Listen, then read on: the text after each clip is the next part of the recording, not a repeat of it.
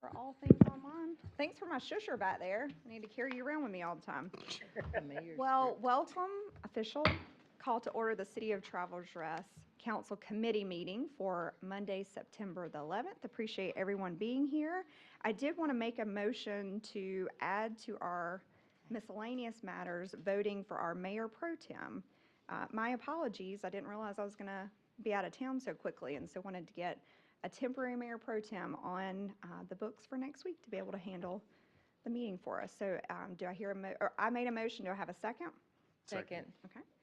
Any edits or questions or concerns? Okay, all in favor? All right, great, we'll move that to miscellaneous. Okay, next we will have our Public Works Committee. Chair All right. Chris. Thank you so much. So this is Public Works. I'm on it. And then council members Lisa Lane and Sherry Mara. May I have a motion to approve the August 7th minutes? Motion to approve. Second. Thank you so This is much. different. Let's review the Public Works report. Director Tate, is there anything you'd like to point out?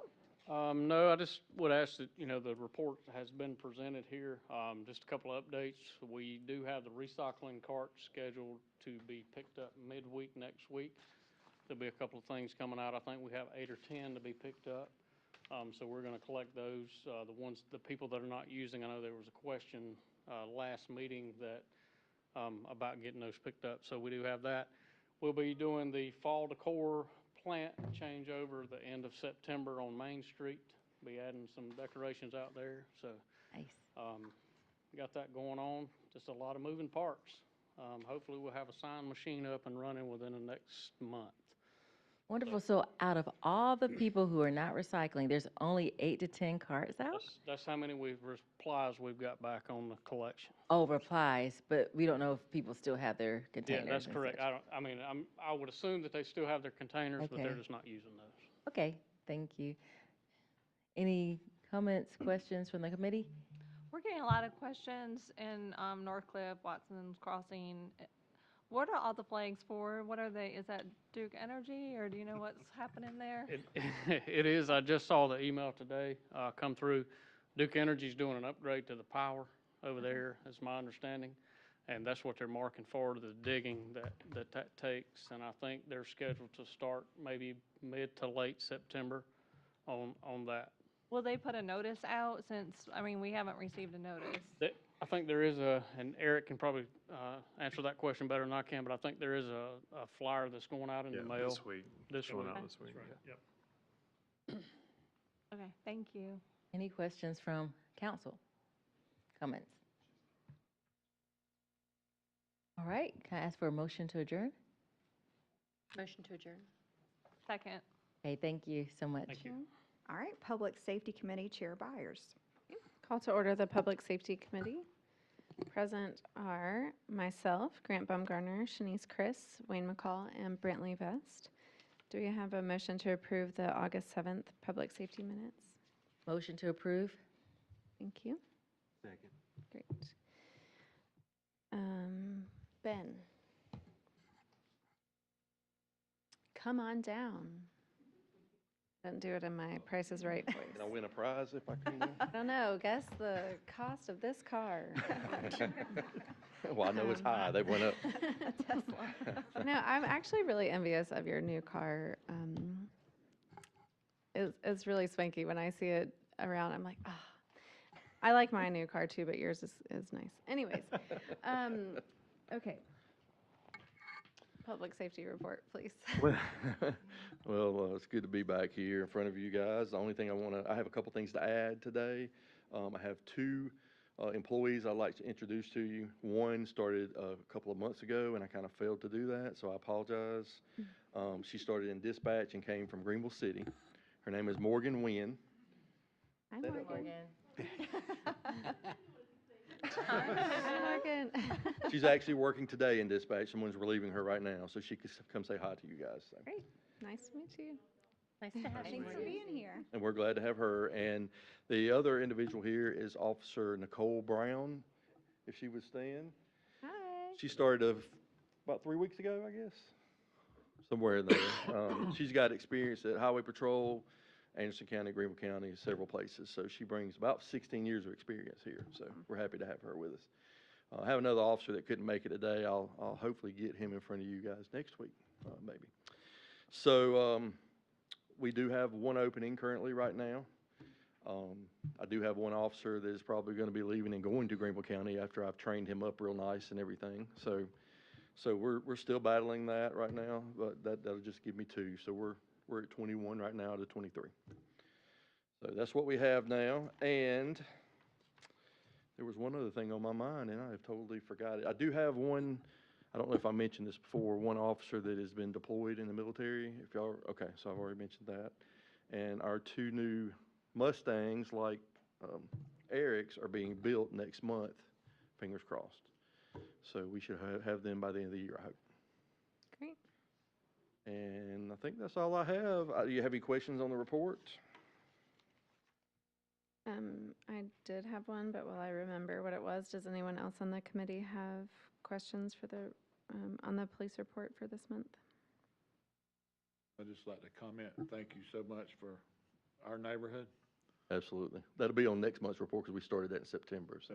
That was sorely needed, and I think from the results of it, I think it's pretty well executed, I think, for lack of better terms. But Good, they did a good job over there. We'll try to keep that up on a somewhat regular basis so it won't flare up again.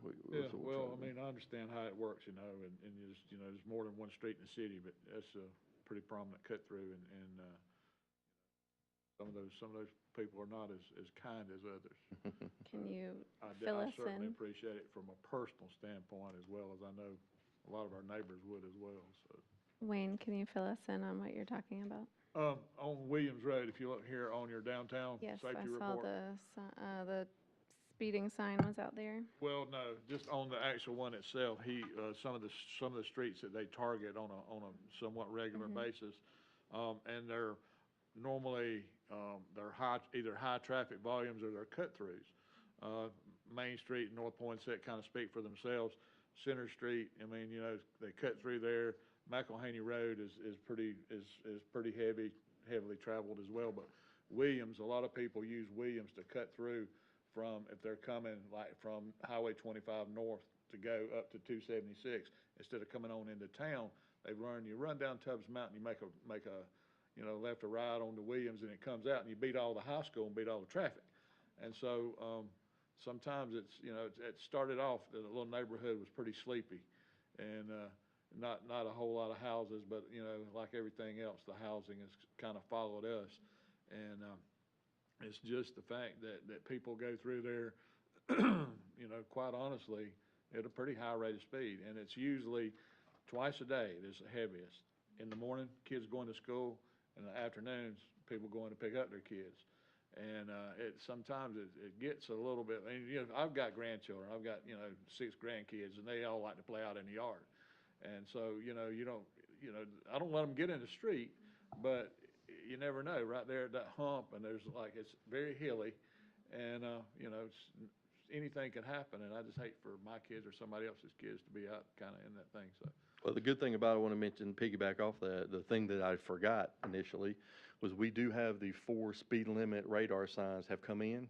Oh, great. We're working with Public Works now to schedule to get those installed. Eric and I have discussed the locations on those, on North Main, South Main, and North and South Poinsett. And those will blink at you red if you're going too fast. It also collects data, so we know how many cars is going through, the times of day that the speeding's worse, so then we can still spend our time out there and enforce when we find out the worst time of days and not just random times. So. Not speaking just to my neighborhood, but it also reminds me too that there's a high concentration of animals over there, particularly deer. And at one time we had kind of the deer sign out there, but somebody liked it better, it kind of got gone. But is that a possibility too? I mean, because that would slow people down, just that in itself, and it's. We could probably contact DOT and see.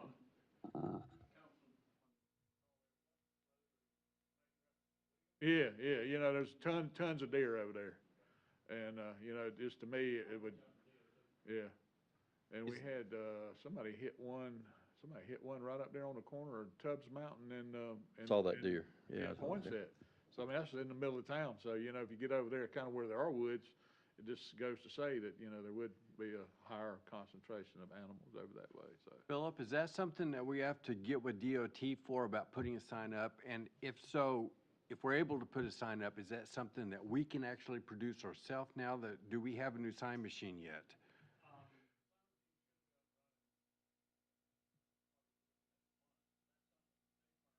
They maintain that sign, Okay. get feedback from them, and if they're not interested,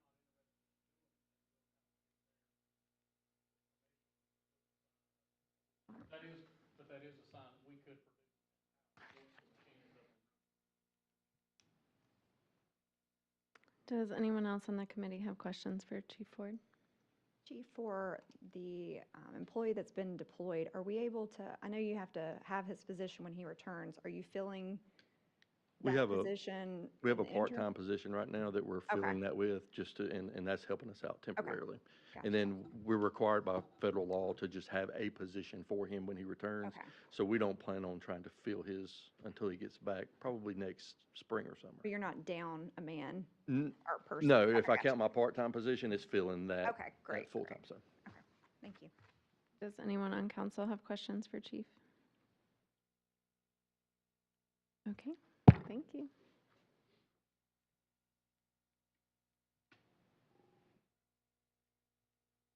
Thanks for being here tonight, Mac. Good for him. How about that? Always, right? Is He's- there anything you want to highlight from the report? or- Nothing from the report, just to let you know, we do also have one opening. We haven't had an opening in a while, but we do have an opening. One of our guys turned in notice, and he went to Pickens City. They got some new positions in the budget, and he's from over there. He started over there, so he felt like that'd be a good place for him. So we wish him well. He may still do some volunteering and part-time stuff for us since he knows our equipment and Who can, was it? Tyler. Whip. Okay. Also, some of you may have saw it today, I know the mayor saw it today, we did, along with the police department, a little 9/11 thing down at the historical. Mhm. They put a Yeah. flag up, some patrol Yeah. cars out and all that, so, hope all of you got to see that. If not, Good. she's got some pictures and I've got some pictures, so. Okay, great. Does anyone on the committee have questions for Mac about the fire report? Seems like the ambulance calls are still, They're still on the rise. Keeping you and busy, Times are okay. starting to go up again. That's, not in our control at all. Greenville County's still using third-party ambulances. I heard at least twice today, and one of them was in the very northern end of the county, that the call, and they had no ambulance to assign. So that ambulance, even if they assigned it, I mean, it was probably, unless it maybe was at Greer Hospital or something, it's still 40, 50 minutes away. Mhm. So, I mean, we end up sitting on the scene. Luckily, ours haven't been too bad. We track them, but they haven't been too bad. There's no difference in times of day of the week. There's no rhyme or reason to it. It's just, they don't have the personnel and they don't have the trucks, so everybody suffers. If you allow me right here on, it's, on this one, it's the second one, but it's line 321, EMS call, excluding vehicle accident with injury. 37 that's more than half of our calls. How many, do we have, I guess, how do I want to ask it? Do we have any EMT certified guys? We have 3, and also all our guys are medically trained. There was actually a meeting Friday with Dr. Lutz, who is our medical control doctor for non-DHEC fire departments. A lot of your fire departments, they've chosen to go the DHEC route where they have just about all their guys certified, and they run a different protocol. It's, yea or nay. When it Are all comes- these guys on separate shifts? I guess Yeah, would be my, yeah, they're on I separate mean, you shifts. got one per shift, Yeah, they're on basically? separate shifts. And, but like I said, all our guys are medical trained, so, I mean, at least first responder trained. So we can do what we need to do, the type calls that we're supposed to run. Delta calls, which are life-threatening calls. So they're trained to take care of that. It doesn't put us at a disadvantage by not having more EMTs? No, it does not put us at a more disadvantage. We've actually changed, along with just about every fire department in Greenville County. It's surprising that the call volume's that high because we still along with just probably 90% of the fire departments in Greenville County have quit responding to like nursing homes, doctor's offices, the hospital up here, because we were getting calls to the hospital, believe it or not. We'll get a call to North Greenville Hospital. And it's computer generated is what it is. It's called a Delta response. But if it fits the criteria for it, then it flags over here, fire department needs to go first response. And so basically what happens is they go on the radio and tell, dispatch, we're not responding to that call unless EMS is on scene and requires our assistance.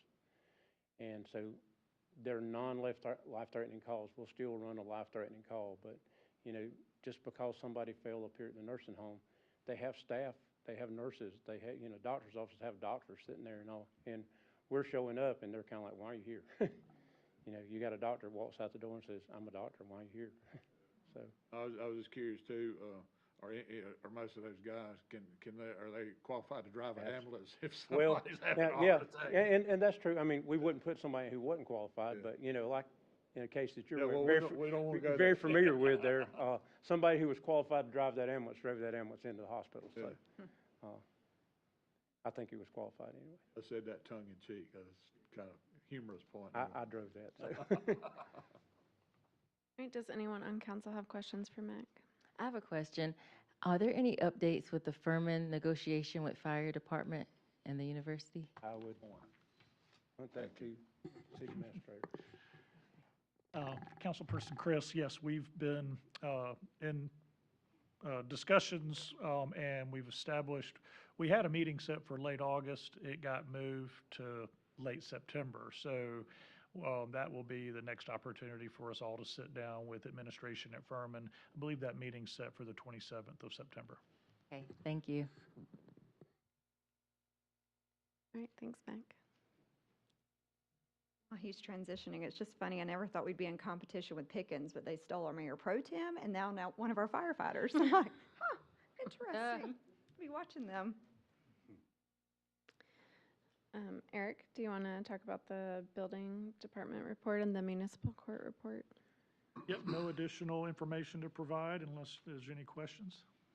Anyone on the committee have questions for Eric? I'm assuming the building permit report, the jump I'm seeing, particularly electrical, is that Pinestone? A lot of those are standalone permits, so we did have a jump in standalone, which tells us there's a lot of renovations going on as opposed to new construction. So that whole section is, most of those are going to be standalone permits, even though some new construction, so it's a combination of the electrical permits that were required as part of the new construction, and it's also somebody that was just doing an electrical upgrade to their existing structure. Okay. But we are seeing a anticipated jump in new construction of single-family homes, as you can see. And I think that's probably going to continue pretty consistently looking out because of the amount of subdivision approvals we've had over the last 4 years. I think that we're going to continue to see that pretty steady with some of the subdivisions that that are getting ready to come on and start pulling permits. Can I ask about Furman? I drove through there the other day. Is that dorms that they're building, the new construction? I probably should have It is. I thought so. Okay. Yep, they're building a new dorm on campus, and it's not going to be additional. It may add a few additional rooms, but it's really just replacing an older dormitory. So Okay. it's not expansion per se, but replacement of an older dorm. Great, thank you. Okay, anyone else have questions for Eric? Okay, do we have a motion to adjourn? Motion to adjourn. Second. Thank you. All right. Planning and Development Committee, Chair Vest. All right, call to order the Planning and Development Committee meeting for September. Members present, myself, Brantley Vest, Grant Bumgardner, Kelly Byers, Dr. Shanice Chris, and Wayne McCall. Looking for a motion to approve minutes from August 7. Motion to approve. Second. All right. Hello. How we doing? I'm doing well, sir. How are you? Good.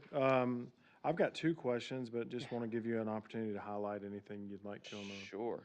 And again, Eric stole my thunder. We did have some, to answer your question, some of the residential new construction, Gateway Village, which is off of Hawkins Road.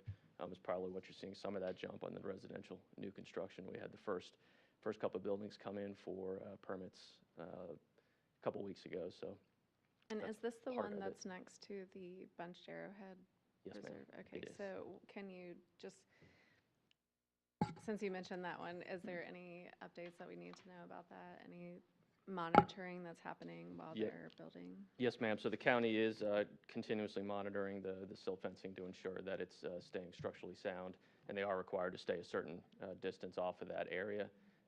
Essentially, the left third of the entire property is cordoned off for that reason. But we continuously monitor it to make sure that there's no issues, and to this point, no issues. Sorry, I hijacked your meeting, Brantley. Continue. Ah, good question. And you will notice under the planning report that a couple of projects have moved from approved projects and permitting to projects under construction, and that again leads to some of that, the increase you might be seeing with some of the permitting that's coming through, so Gateway Village and then Magnolia Cottages as well. I noticed there's a lot of dirt moving at White Hawk Meadows. I guess that project on track, and any trouble with that one? No trouble that we're aware of. It is on track. They're going to eventually that'll be 163 single-family homes when it's complete under Phase 1, but they are moving dirt now. They've got pretty much everything on the dirt moving side buttoned up, and I think you'll start to see some vertical soon as far as the infrastructure is concerned. Got it. My next question, 31 short-term rentals. I think the last couple of reports, there have been 0. So are we just seeing I guess there was a big rush when we changed our language about treatment of those. I guess, have you just seen the same? It's just been pretty slow as far as new short-term rentals coming online? Yeah, it seems to be that they're a little bit cyclical in that respect, where we'll see 2 or 3 in any given month of new requests come in, and then this month there just happens to be 0, or the last few months, as Yeah. it were. But yeah, I don't see any trends one way or another at this point. I think we're just sort of in the middle of a Yeah. 0 streak. Good. Yeah. Anybody on the committee have questions for Mike? Anyone on council? To make more work for you, but if you could send us just like a little snapshot of those, like White Hawk and the ones that are being developed, because I think we get questions about, and I honestly get them all confused. So like, these are the 3 or 4 single-family homes that are, and maybe when they're supposed to start, or, I don't know, just any little thing you could give, just to, Yeah, absolutely. I I'll forgot get about you the something. Bunched Arrow, so those, just so they stay on our The radar. Sure. soundbite? Like a Yeah, a like, paragraph? yeah, like this is where it's at. Like somebody called me about another development, and I was like, is it over here? And they're like, no, over here. So I just want to make sure that The mayor needs Yeah. a cheat sheet. I need a Yes, cheat absolutely. sheet. And we have it, actually. We do. And We have a you map. provide it to everyone, so we're all on the same page. But I think we get a lot of questions, like, oh, you're allowing all this development. Yeah. Oh, the one I got a question about was over here, which is technically in county. But just so we know what's up. Sure, yeah, absolutely. Don't spend a lot of time on it. Well, and sometimes we forget ourselves that we've approved those things so White long Hawk ago was that 4 that years now ago they're or coming to something, yeah. fruition, and You're basically seeing we've that forgotten now. about it. Yeah, definitely. I mean, it's a 2 to 3 year, in some cases, Lag. gap. Yeah, where Yeah. you approved something back in '21, and now you're seeing construction now. So certainly want to keep fresh on what's out there, so we can do that for you. Thank you. Sure. All right. If no other questions, we'll look for a motion to Hang adjourn. on 1 second, Brantley. Yeah, go for it. Real quick. The commercial construction on State Park Road there in front of Ace Hardware, how many units is that? 6. 6? Yes, sir. Okay. And also, what about, the ongoing, Spinks Car Wash issue? Is it just, is that permitted just for that, or has he asked for additional? It's been subdivided, so it's Has been, up to okay. 7 or 8. I don't remember offhand. I believe it's 7 lots.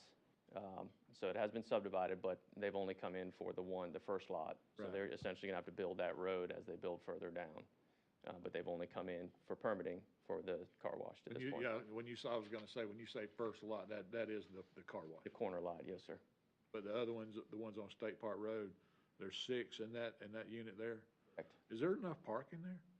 Yes, there will be enough parking. Oh, that's, also. they got the back, They got the that's back right, and the on side- the Hilltop, side the parking. Hilltop end back there. I forgot Yes, about sir. that, yeah, okay. All right, thank you. Yep. Was there an issue with the Spinks, or were you just asking, Wayne? No, just Okay. the total lot.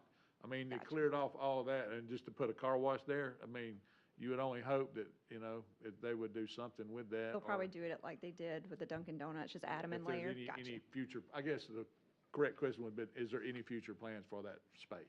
And he answered that. Okay, gotcha. And I think Eric's got. Yeah, and I would want to point out that we'll see road improvements, intersection improvements that were required by the DOT. Those will be required to be put in place when the next portion develops. Next phase? Yeah, it didn't trigger it with the car wash, just the car wash alone, but they reviewed it as a whole. So the next development that comes through will trigger the necessary intersection improvements on Tigerville Road. But at this time, there's no planned development on there. That's There's just, nothing it's currently open for right now. now. Yeah, they're marketing it, trying to figure out what is the, you know, the best commercial fit for that property right I now. guess while we're talking about that piece of property, Kirby Drive, that's now, or has been for years, a city street. Okay, and it was closed off up there from the Hawkins Road end. Is that still gonna remain that way, that you guys know of, or? Kirby is actually, you know, the physical roadbed will remain. It is a city, as you referred, it was turned over to the city a while back. It's currently needed to maintain open because there's one residence that still accesses Kirby. However, the long-term plan for Kirby, as development occurs, would be that we look at it for another potential use. It's a great opportunity for, you know, a bike path along 276 to connect, you know, Hawkins down to the Spinks, if we wanted to just leave it paved for another use. But it's ours to do what we want to with it. Right now, it has to be open for access for that one property owner. But that, it might be worth pointing out too, that end of 25, it's not limited access highway as it is south of there. Is that not correct, Mike? Off of Hawkins, that's correct. Yeah, it stops at Hawkins and turns back at North Poinsett. That's all limited access highway south, coming back this way. But that end of 25 is not limited access. Once you pass the Spink station going north, I believe it may change at that point in time, but everything pretty much from the current, where the Spink station is, south, I think is where it Well, starts. no, I mean, not to be argumentative, but you've got direct curb cuts coming in there to the two old Coleman properties, the three Coleman properties right there, and the Brazier property. They have a curb cut right onto the highway on the other side of the street, and so I know. They had requested some curb cuts along that section for this property that we're talking about, where the Spinks is being built, and they were not allowed on the northbound lane to do that. Maybe they have a different view on the southbound lane across the road there, but they. Been like that for 65 years, so. Yeah, maybe that was something, but yeah, they did request that of the state, and I know the state denied them a direct access out onto 25 for that whole property. Well, it's much safer to be limited access. I mean, that's for sure. What changes are they planning for Tigerville Road when they add additional commercial? So it would trigger a turn lane, and some signal improvements, and then sidewalk improvements would be all the way down the south side of Tigerville Road that would tie into the development. So you'd have a turn lane, sidewalks, and then they'd redo the signal timing and the signal heads at the intersection. Good deal. Any other questions? Good. All right, looking for a motion to adjourn. So moved. Second. Thank you.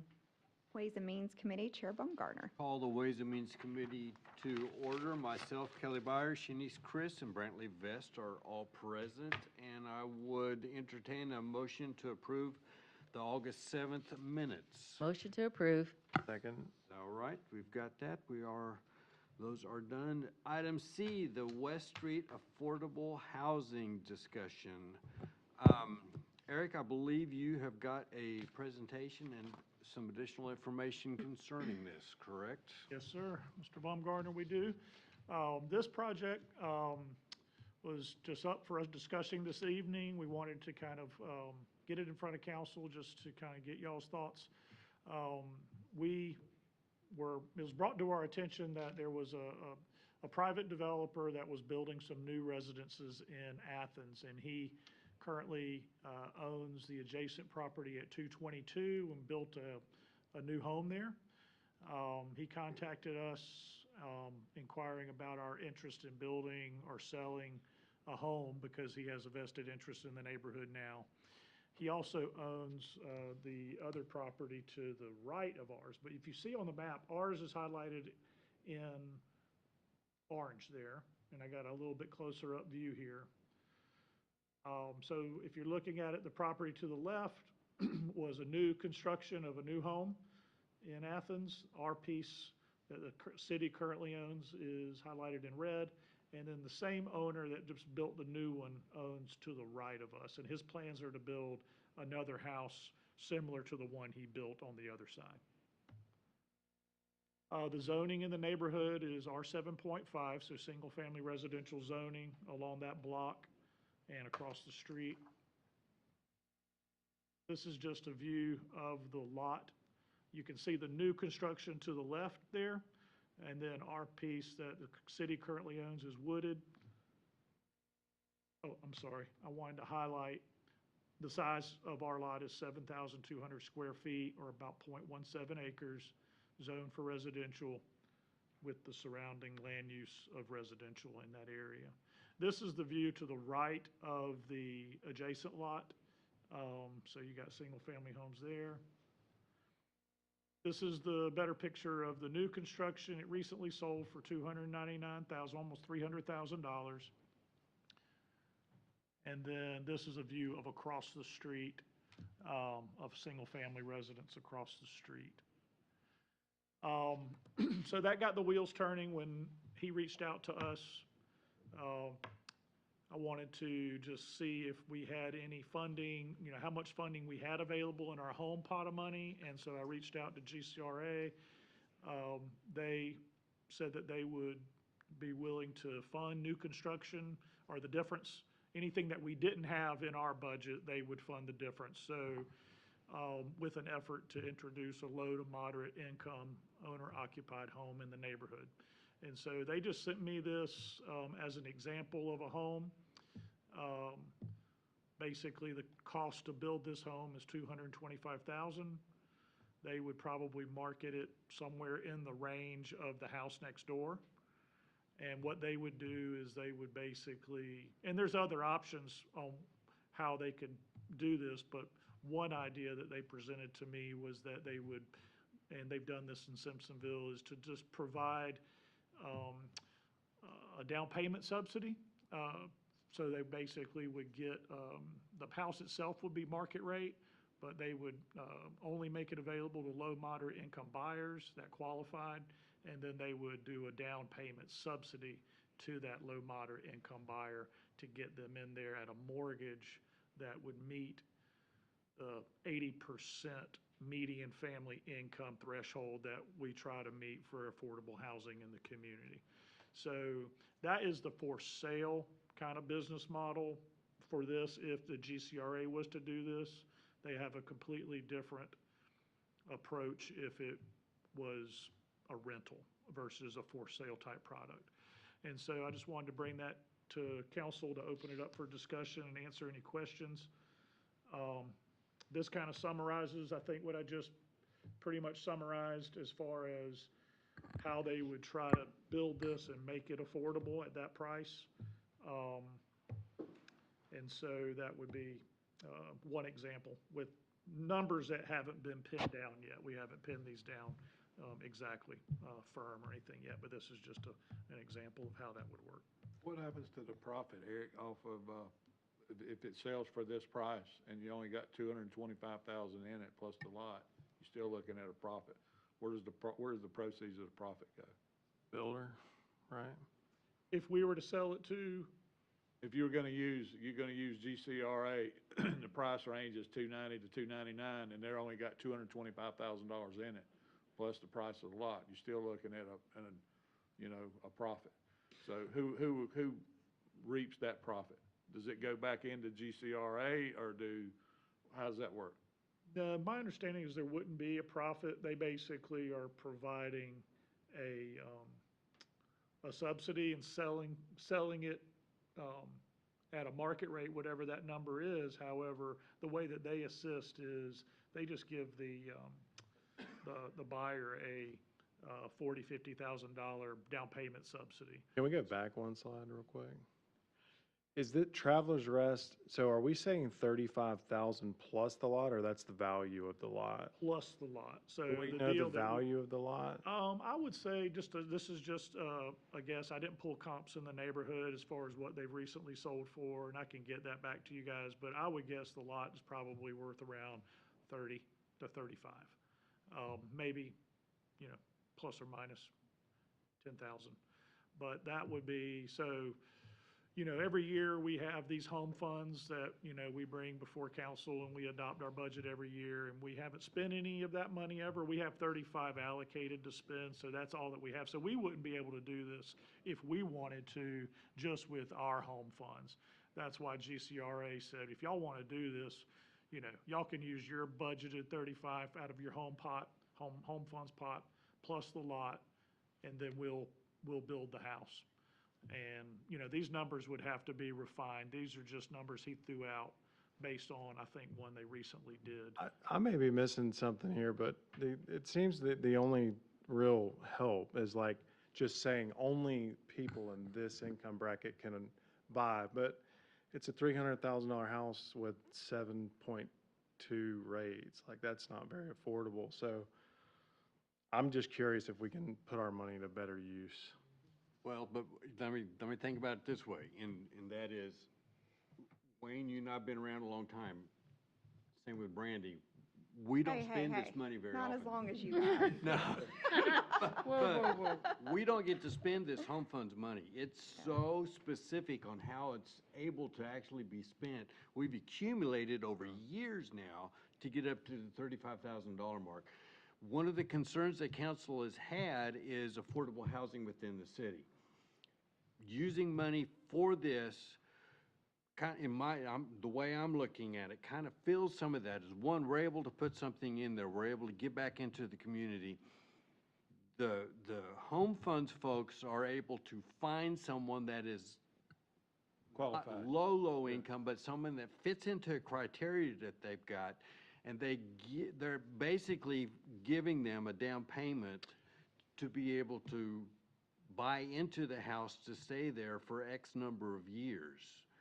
So which will allow them to get into this is just how I'm looking at it. It allows them to get into an affordable mortgage payment range and still be able to help someone out in a lower income area, lower income bracket, to be able to get into something where we can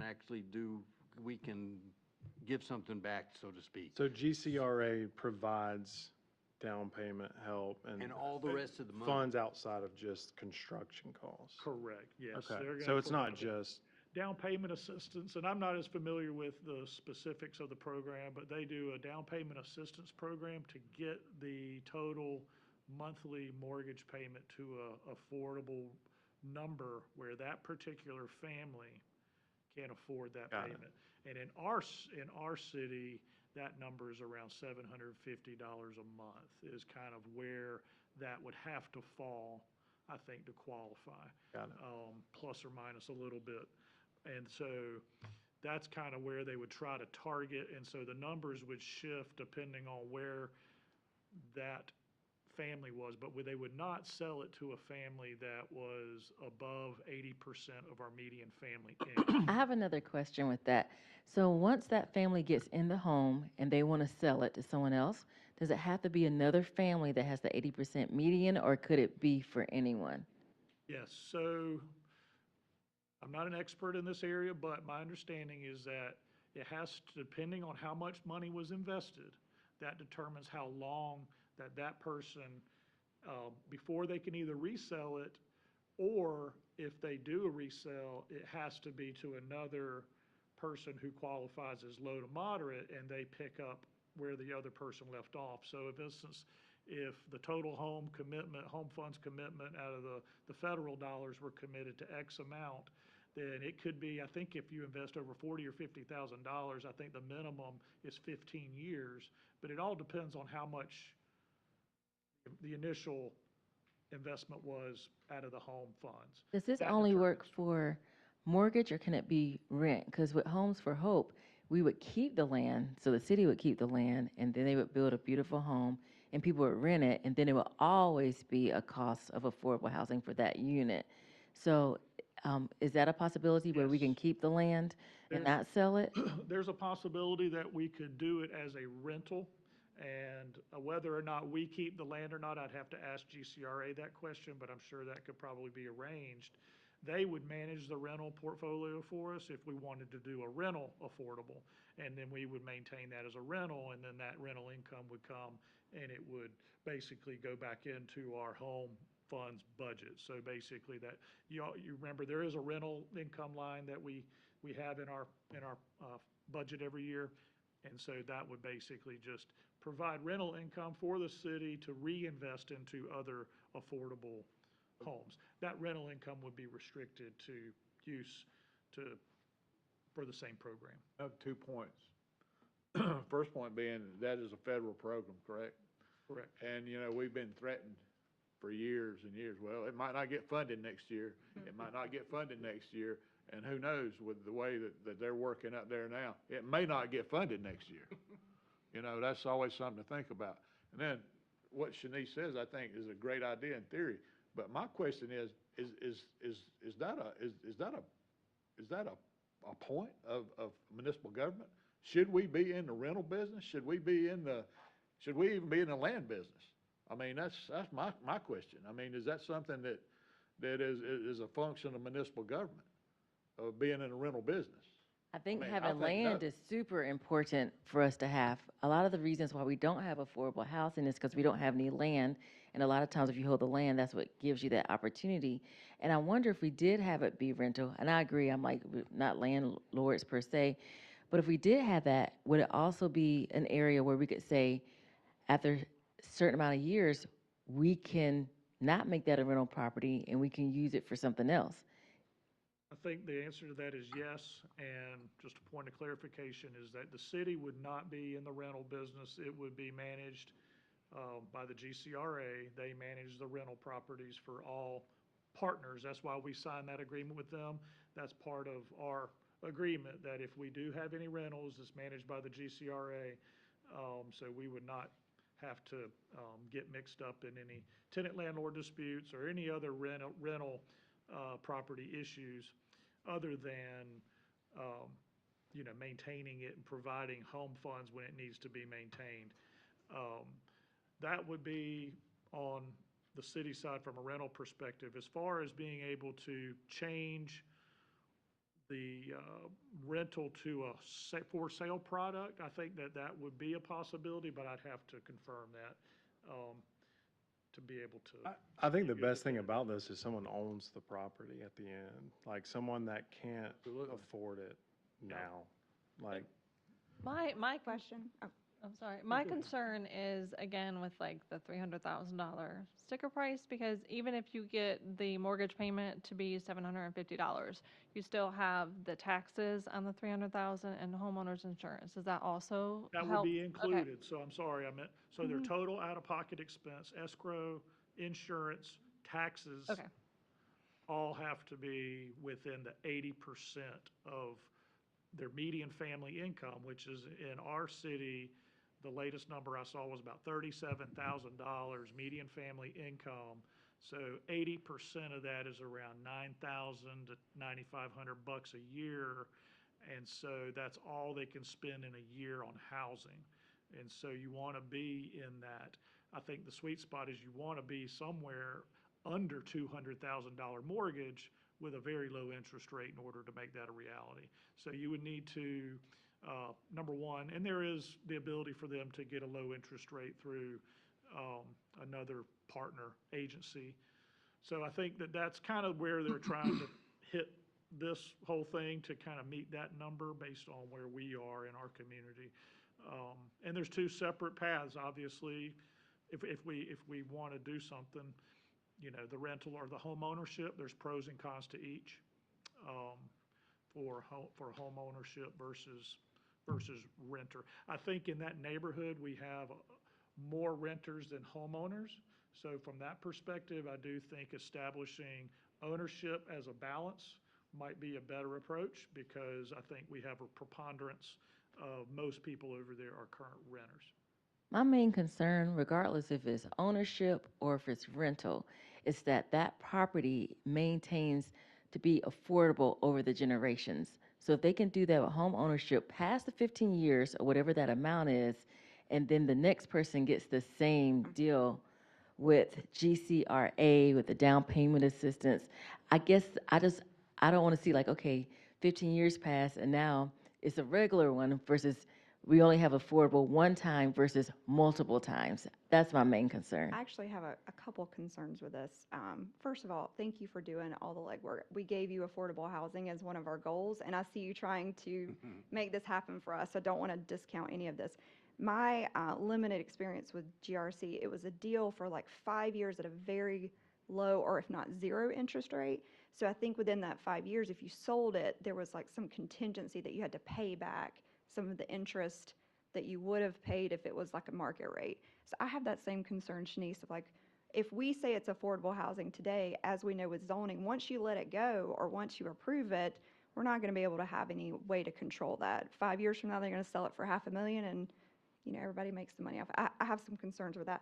But I'm actually on the opposite end of the land being owned by government piece, because I do regret selling that property over there beside Athens Park years ago. I'm like, if we had that property, we'd have a couple acres for a park. And so I know it's a weird lot, and yeah, maybe there's nothing else that could be, but I don't want to give up land until we know either the purpose behind Athens, what we can do with it. Maybe we swap it out for something else. In this, it feels very narrow for affordable. It seems like one very, sure deserving person would be able to have ownership, but I don't know if that meets like a citywide goal for us to give away property and $35,000 for maybe one person to benefit for a limited time. So I'm having trouble seeing the public benefit from letting go of land and money. But again, I'm enjoying listening to this conversation because I want to do something good here, but I don't know if this is the right fit for. I'd rather just sit on the land and see what else we could do with it later on.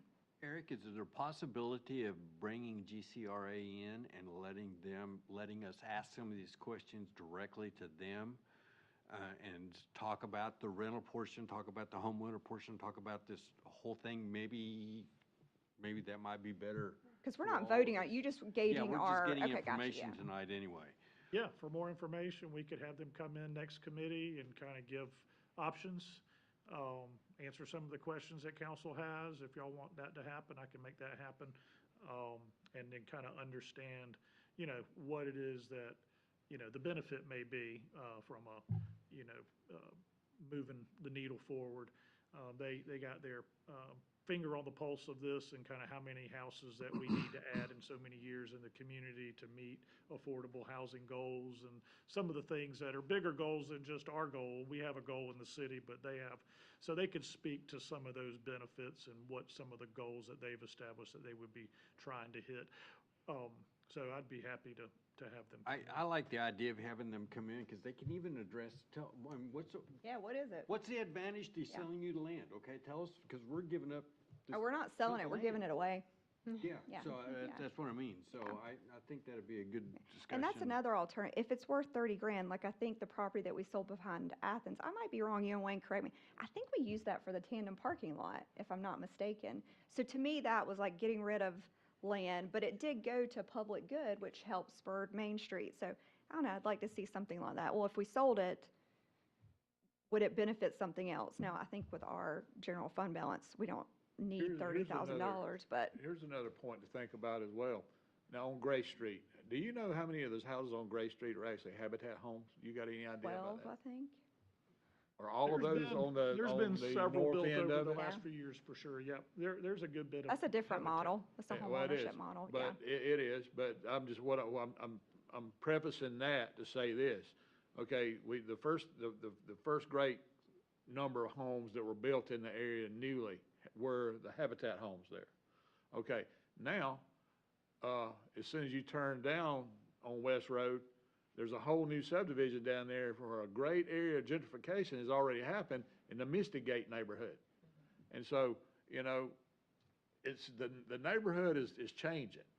And so, you know, you had the previous homeowner, I mean, the previous developer that built out Misty Gate. I mean, those homes were pretty nice homes, and, I mean, they didn't give them away. And so you gotta think about that as well, what's happening in the neighborhood. I mean, it's, for most of my lifetime, it was a historically black neighborhood. It's not so much that anymore. I mean, you've got folks from different, you know, ethnicities all living in Athens now. It's still at one of our lowest income though, right? Yeah. Yeah. So, you know, that's just something else to think about. I mean, it's happening right before our eyes. So, And along those lines, if we're on the trajectory of that increasing in value in that whole area, absolutely. we can easily at some point lose the qualification of that area for even being able to spend this type of money in there. Whether we lose the funds or not, losing the ability because it is so narrow what we can spend that money on. Well, you guys that have been around, I can never in my 16, 18 years, ever how many years it is now, can I remember us being able to even use this pot of money? Can you, I mean, can either one of you guys? The only Sidewalks, is time that I what we did last? remember, Yeah. we've done some sidewalks, we did some playground equipment, upgrades and stuff in there. I mean, for But actual houses, for But actually no, homes. housing, no, but then we used some of it on the sewer project back down there, Well, way we back did. when. On Way Toller. back, way back. Way when. back. Good That discussion, neighborhood is yeah. the very reason we have a sewer system today. That's where the first sewer was ever put in this city. So let's bring them in and have them do a presentation or at least talk with us more in depth about this. Because I don't think we're at a point that we're even close to being able to make some sort of decision right now without having some other questions answered. Definitely. I'd be happy to have them come back. Thank you. Anybody But else have thank you anything so else on much. this? Thank you. All right, moving on. Number D, 5D, fire truck purchase. Okay. Mac, I find it very interesting that Greg is absent tonight.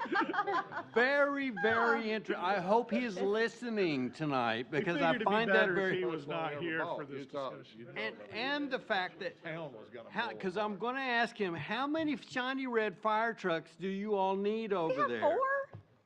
So, yeah, you need one more, huh? And the other part with all this, the rest of council doesn't know this. I know y'all came over to my house this afternoon with one of those shiny red little fire trucks to keep my wife from being able to get in her driveway. So we had a little bit of an issue, part of what you're talking about the flags and stuff. There was a little bit of a gas issue in my neighborhood that our fire folks came over and helped mitigate. So, anyway, Eric, this is something you and I, this is, so everybody else on council is aware, this is not a surprise. Eric and I have been listening to Craig and Mac for several years, knowing that simply one of the fire trucks that we've got is simply getting to the end of its service life. I mean, and it's just a fact is all that it is. And we have been looking and planning and thinking ahead. And in fact, you all approved in the budget this last year, one of the things that we did is our long-range planning thing has a fire truck in it because we were planning on doing that. Only with the way that they are being built in today's economy and whatnot, there is a little bit of a, not necessarily a snafu, but just a change in what you and I initially were thinking, which is going to speed this along a little bit, but it does not mean that we are spending additional money. That's the first thing that I want to say. This is actually a way for us not to spend additional money because we need to get going on it if we're going to actually do this. So, sir, Covered take it away. Very well. Yep, so we did budget, or we planned for this for 2026 expense in our capital, 5-year capital improvement plan, as Mr. Baumgartner mentioned. We were planning for this expense, and that has not changed. What's changed is when we ordered our last fire truck, it took a year to get it. Now, they've notified us that it's a 2.5-year wait. In order to get one by 2026, we need to go ahead and get our order in. But no money would be required to be committed at this stage. This would get us in line. It would allow for them to begin to, all the things that they have to do to preliminary get the truck to be built. And I'm sure they would notify us before they start spending our money. Probably they wouldn't actually start building the truck, my understanding is until about 12 to 8 months prior to delivery. But there's a lot of work that goes into the preliminary planning as well, and I guess there's a backlog there. So the benefits of this is to lock in today's prices. We can lock in today's price, which I understand they're going to have an increase coming up in the fall.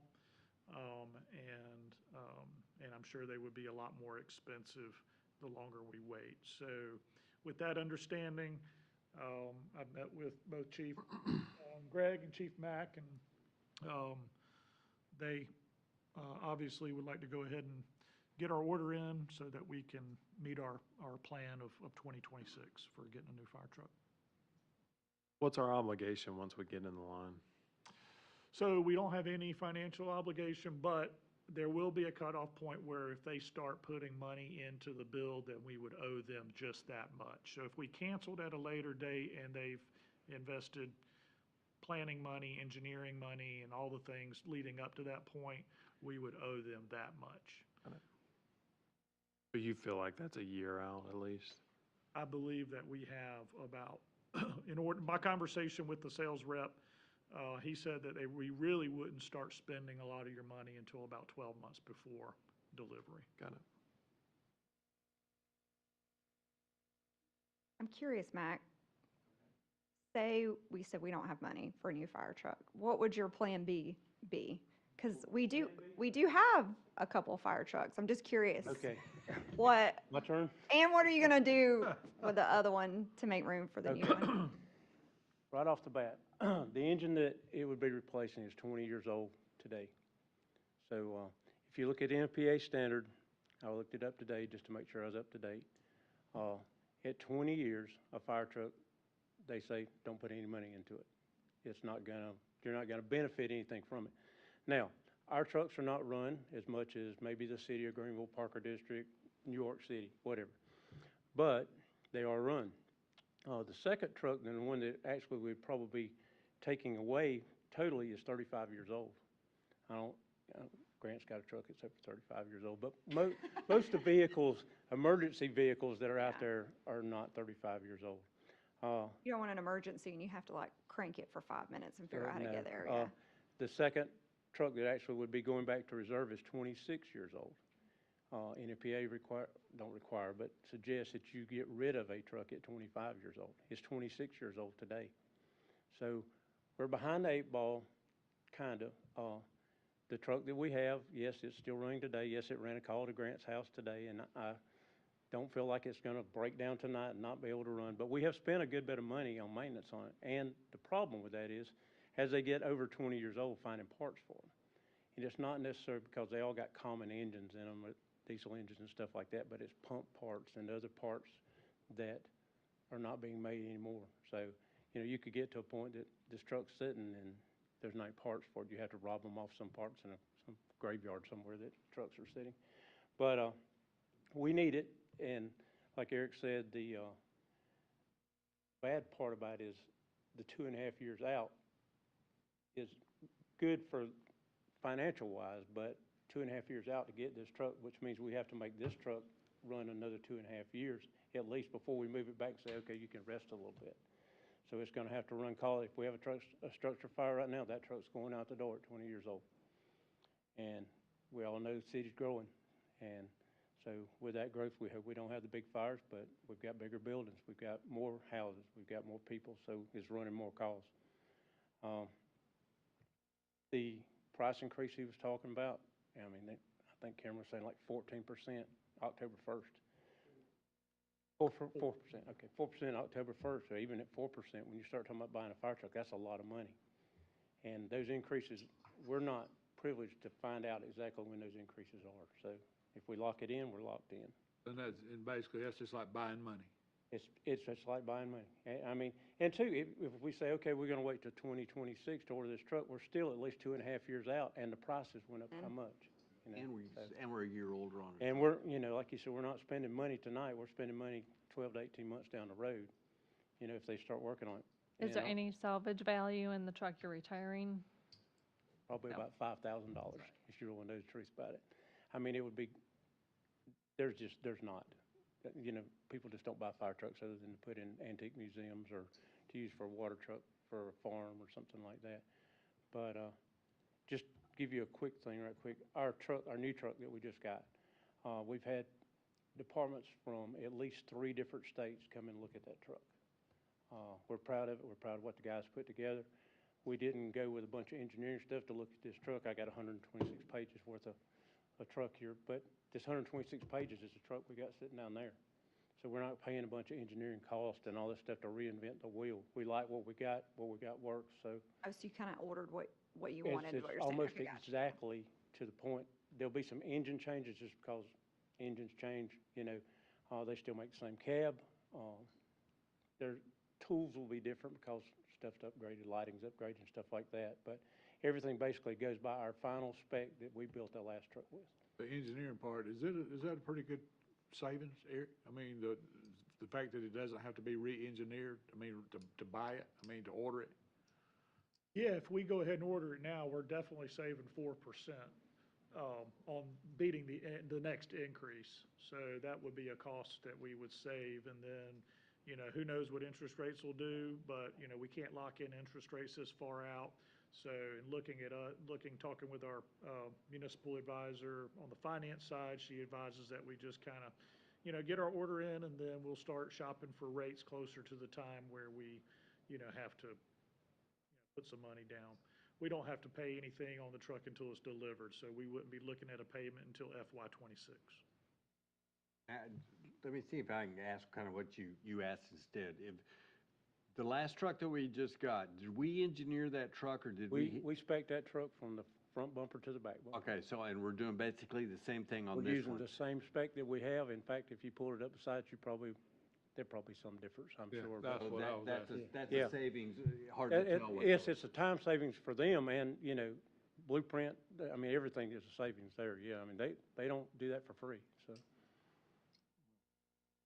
Well, I just was mainly curious, and, I mean, we want to be fiscally responsible with such a big purchase, but also wanted to make you work for it because Craig's not here, so. We're working for it. We work for it. I like that you had your list and everything ready Yeah, to I go. got a list. I can Okay, still I put it already off texted anything. Greg and said, fire truck, question mark, so I There you don't go. know what he sent back. Touche, Brandon. All right. It doesn't require any action of council. I wanted you guys to be part of this decision since it is a big decision. Yeah. We did plan for it, but, you know, ordering a piece of equipment this much money, we wanted to kind of make sure that everybody was on the same page. But, you know, obviously, we planned for it, and we're in good shape. When 2026 rolls around, we'll be in good shape to be able to start making it. Eric and I have been talking about this for the last several years. It's just we weren't ever anticipating needing to put the order in at this time. We thought we'd be able to put the order in, as we did on the last truck, basically a year before that we actually needed it, and just go with it. So this being a little bit of a hiccup, just in the change of the economy and the change in how But it's everything's good. being built. It at fell this right point. into our capital plan, so, I mean, it's still, the payment part of it still falls right into where, you know, council had I put think together it's the just plan. smart money. I mean, it's like you say, it's like buying money. That's what you're doing. I don't have a problem with it. Mac, thank you for Thank you. coming in and Anybody else talking got any with us. questions? And man, I hate to tell Why Greg he's y'all like, getting why another y'all like truck. them toys, man? B&G likes manpower, y'all like toys. You don't get me off on manpower. Is there gonna be a electric like some of mine? Always ask, you know. Does anybody else have anything for Ways and Means Committee? Do I hear a motion to adjourn?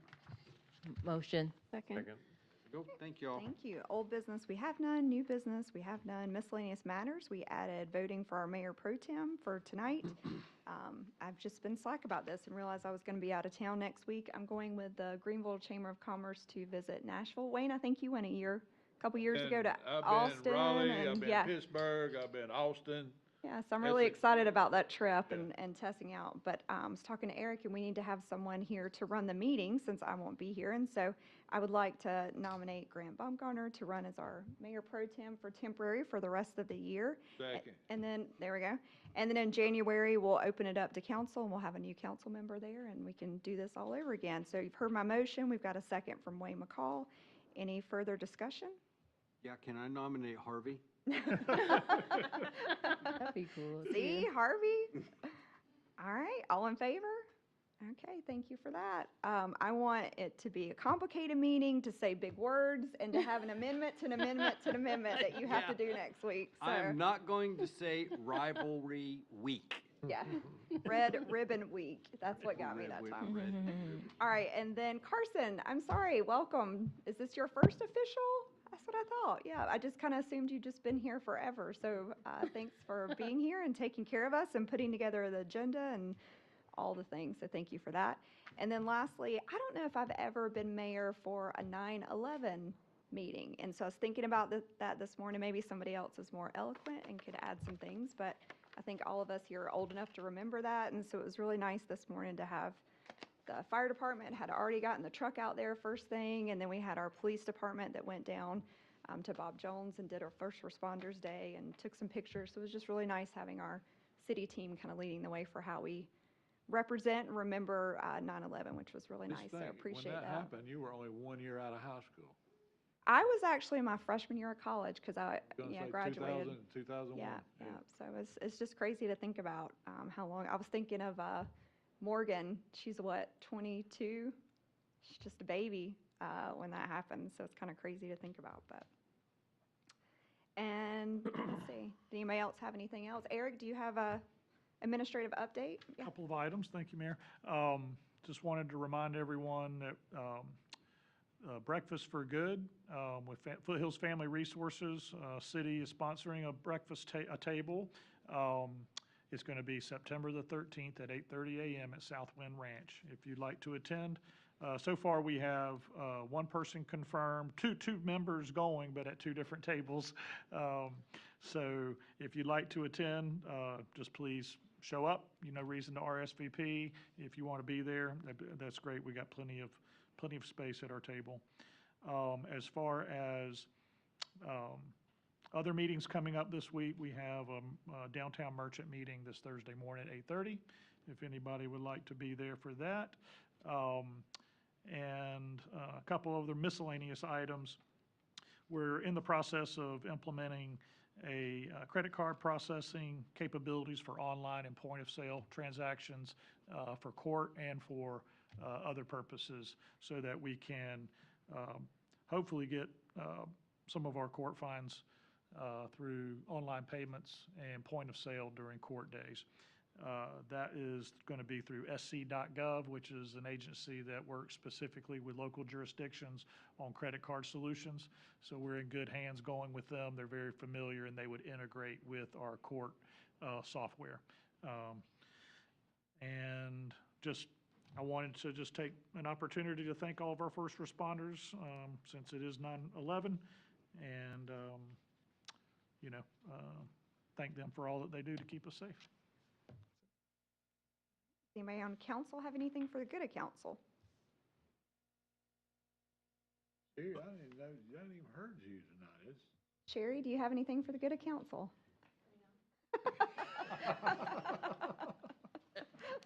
All right, motion to adjourn. So moved. Second, all in favor? All right, thank you. You got an old friend. You got an old I ran into a mutual friend of ours. 77 F1. Dick Wilkins. Really? You have a picture? Answer all your questions were all answered. The house and all the Oh, and they're See if having- I can find